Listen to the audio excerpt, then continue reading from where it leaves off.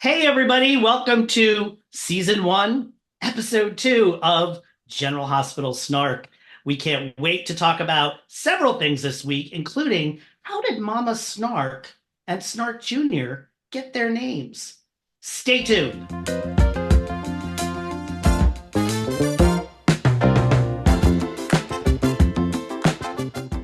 Hey, everybody, Snark Jr. here with the one and only Mama Mama. Snark. Welcome to episode 2 of our Snark podcast. And I should mention, every week you're probably going to see my hair get a little longer And you might see because, mine get a little shorter.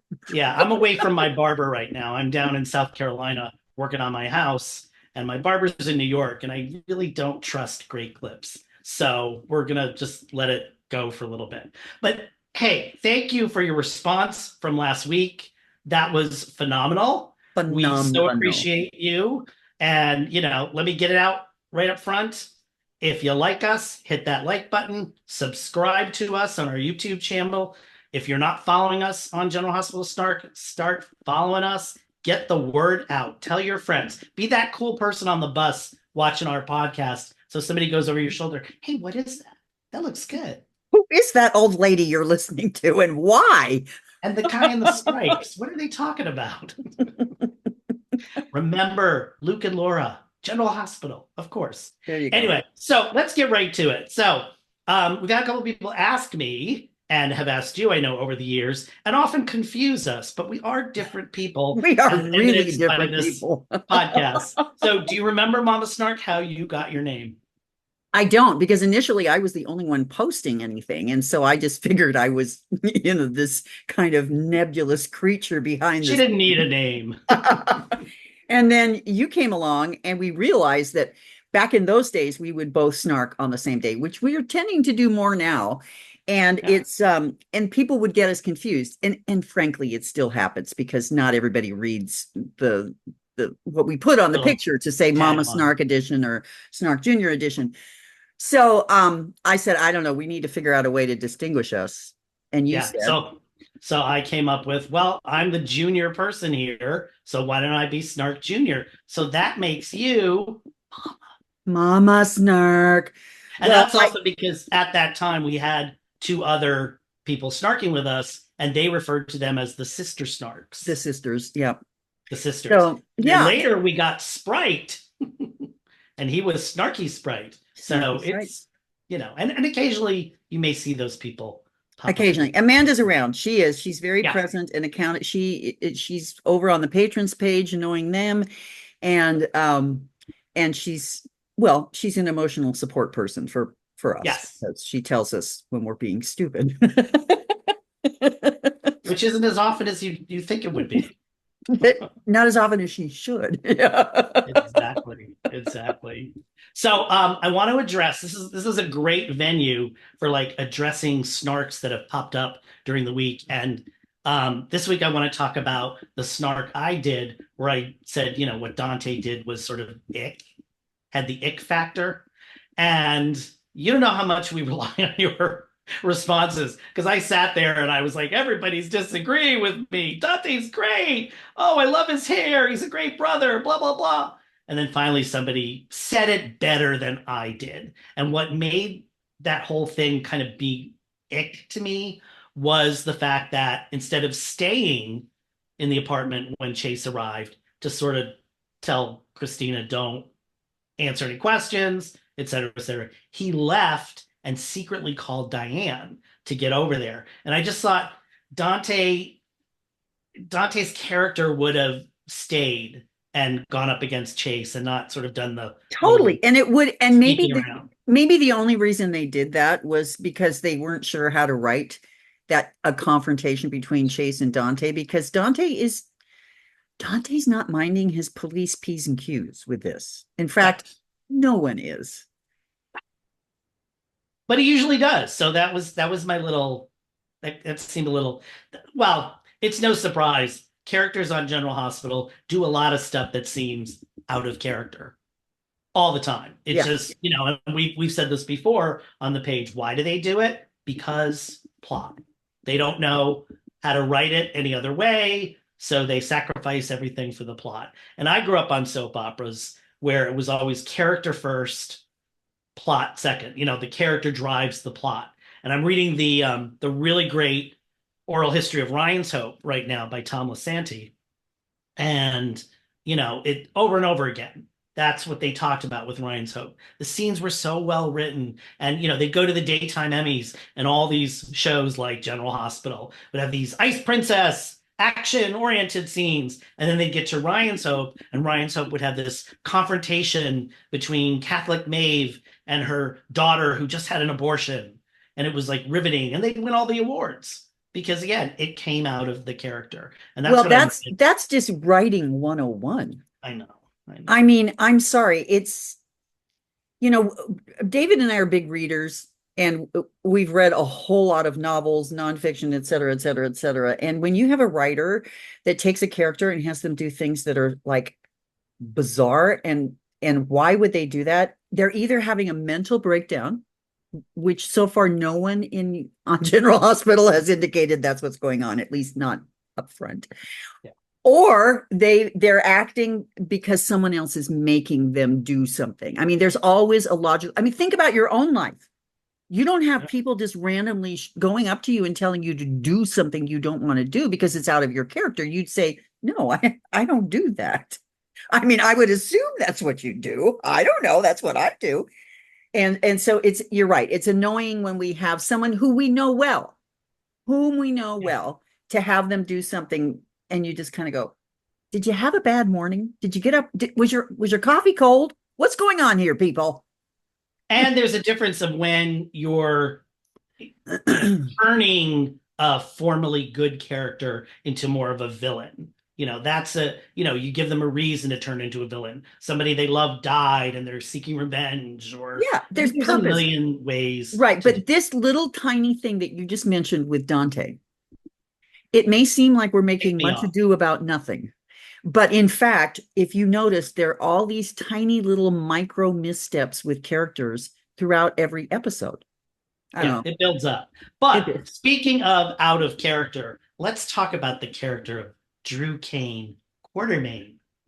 This is a man who has had several brain replacements because he's obviously become a wholly different person, regardless of the physical outside.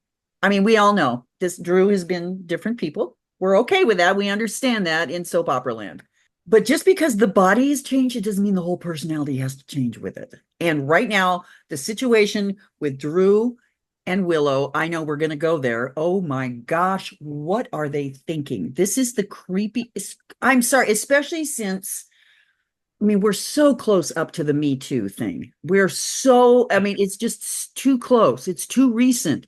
And to have a white man in power, yes, I'm going to say it, I'm going to go there, who has a young girl who is attracted to him, he is the one who is responsible for his behavior, and he is not doing it. And it's grossing me out. And frankly, I don't see him ever being able to come back from this, honestly. Well, and a young girl who was a cult member, no less. That too. Who is susceptible. The layers of creepy are just so deep. And it's true. Every single person, we become Lisa Kudrow in Friends screaming, my eyes, my eyes. And that's all of us. Yes. And yet they seem, every time they have a scene in everyone, I mean, it's not just General Hospital Snark. On every General Hospital page, they are freaking out. And it's like Frank goes, oh, goody, we ticked them off. Let's do it some more. Likes and clicks. And what makes this particularly creepy, I mean, I can't think of an example right off the bat, but they've done these kind of stories on soaps a gazillion times. And there's always somebody you're rooting for. Is anybody rooting for Willow and Drew? I don't think so. Correct me if I'm wrong, but I don't think so. Well, okay. I want to talk about one of your snarks yesterday because it was really funny. By the way, David snarks on Wednesday mornings because I have choir Tuesday night, and by the time I get home, I have no idea what's going on. You said something about, you had the picture of Stella and TJ talking.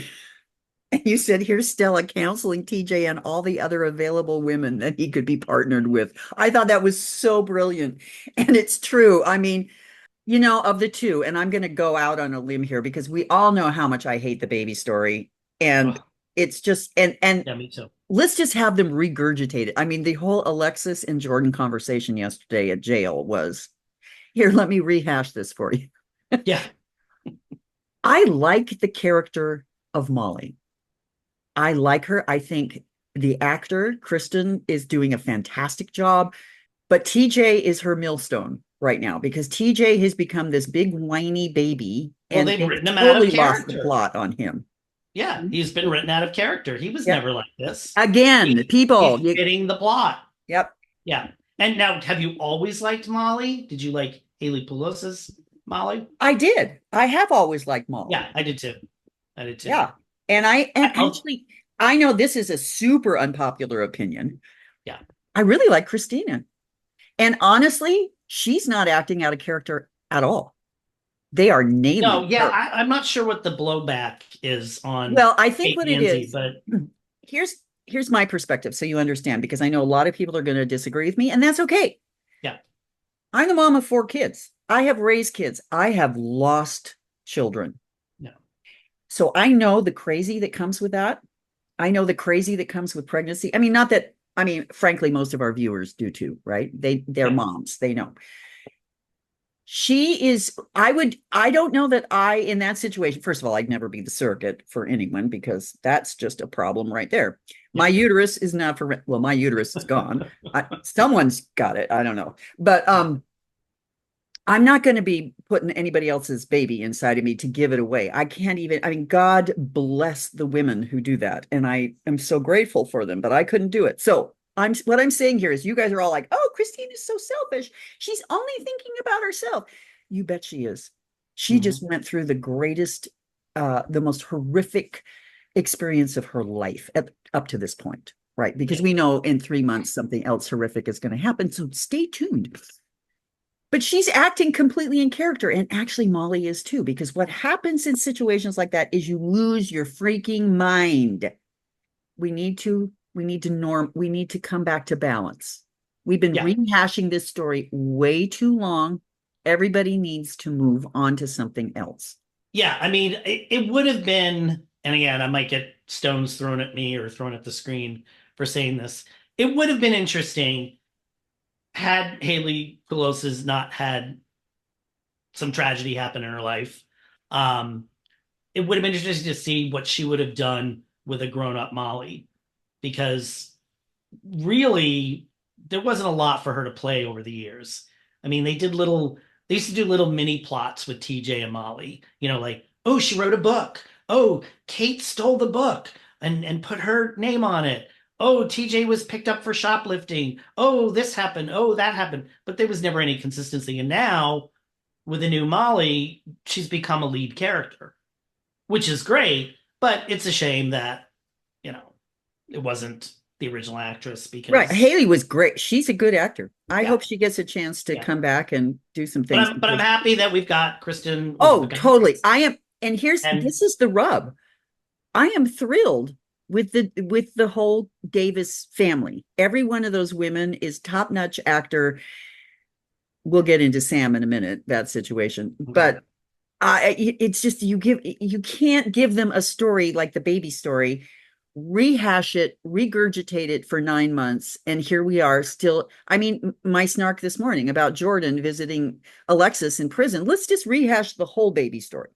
Let's Yeah. just do it again because God forbid we should forget that all these things happen. Anyway, Well, it's like the hip replacement that is now the talk of the town for the last 9 months. It's like, let's move this story forward. If you're gonna do it, and I said this last week, go balls to the wall and just have Heather get a big settlement. She becomes a rich lady. She buys Windermere. Then we'll yes, know who owns it finally. there's so much potential there. She could become the And next you can create Helena. so much havoc with her, and it could be a ball for the audience and for Allie Mills. But it's like, come on, pull the trigger on a story. It could be that this is because obviously we need Allie. It could be that Allie's doing other things and doesn't have the time to commit to a big story right now. I mean, there's a lot of there are a lot of machinations that go on behind Yeah. the Oh scene yeah. that we Yeah. are not aware of at all, you know. But it's just like they've had 9 months. It's just She could have gotten out of prison 9 months ago. when I was listening to the Steve Burton, Bradford, what's his bucket, Anderson. Anderson's podcast, and they were talking to Charles Measure, Jack Brennan, That's why and she was he said watched. he mentioned that he's been on a year already. I know it's yeah. I'm like, what?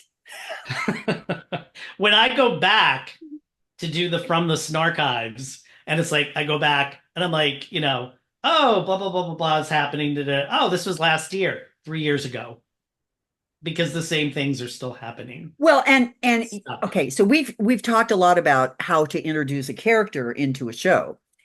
And I will say, I think they did a good job with Jack, although they didn't know Yeah. what they were doing. They didn't know who he was going to be. They just knew, dude, we got to get this guy on screen because people are going to lose their minds. And then he went to prison, and we only saw him like, Well, because the old new writers came back and they didn't like Brennan, so they got rid of him. But I think there was pressure from the network to put him back in. So that's why he went to prison, was gone for a little bit, and now he's back. I still don't think they know what they're going to do with him, but at least he's on screen. So last but not least, what about Sam McCall? they haven't known what to do with her since they made her a housewife. And they only bring her out for the occasional conversation with Dante and or the occasional infiltration into the FBI files. It's just not.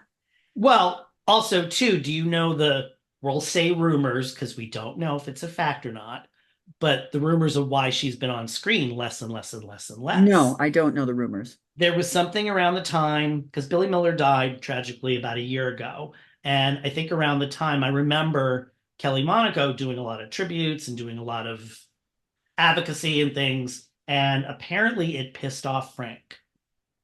So he offered her a pay cut. I think she took it. Anybody out there, correct me if I'm wrong. And then so she also lost her guarantee of how many days she would get, she'd be on. So that they slowly kind of phased her into the background. And actually, for somebody who's not a Sam McCall fan, I actually started to look forward to when she was on because she wasn't on all the time. Mm-hmm. And so again, that's the rumor I heard. There's varying rumors like that. So this was a sort of like a slow campaign to get her off. And then we'll cover more of this in our other podcast, General Hospital Snark Tea. No. We are not doing that, people. No. No. The thing is, I will say this about Kelly. She's going to get hired real fast somewhere else if she wants it, right. because she's a great actor. Yeah. She is so experienced. They could throw her into any role and she would nail it. So I'm not worried about her. I'm just, but I'm actually really sorry. Unfortunate. It's unfortunate. And I'm actually sorry to see her go.